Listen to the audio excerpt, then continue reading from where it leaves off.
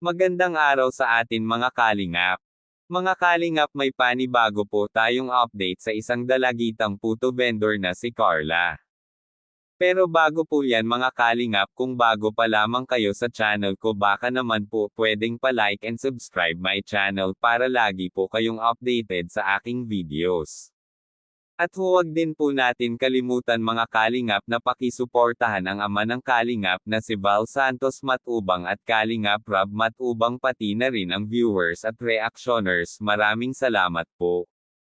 Mga kalingap, muling binisita ni Kuya Jomar si Carla, pero nakita nila ito nagtitinda ng puto kung saan ito namamalagi sa pagtitinda.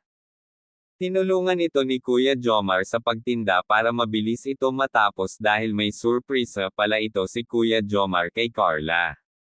Binigyan niya ito ng bouquet na balon na kung saan ay may laman na pera, kaya nagpasalamat din ito si Carla kay Kuya Jomar.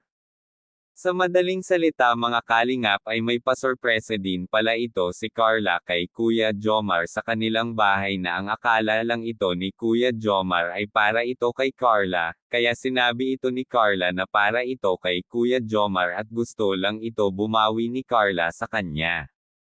May kasama din ito na sulat galing kay Carla na kung saan si Carla mismo ang bumasa sa harap ni Kuya Jomar.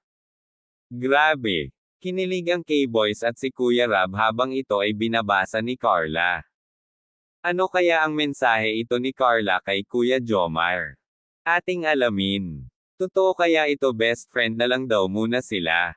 Pumayag naman ito si Kuya Jomar, pero sana daw darating ang araw na mas higit pa sa best friend. Mga kalingap, maraming blessing din ito natanggap si Carla mula sa kanyang iba't ibang mga sponsor. Binigyan din ito ni Kuya Rob at isang sponsor ng financial para sa kanyang allowance sa pag-aaral at sa pang-araw-araw nilang pangangailangan. Kaya, mga kalingap, hanggang dito na lang muna ang update natin para sa Team Jom Carl. Muli natin abangan ang susunod na update. Maraming salamat po.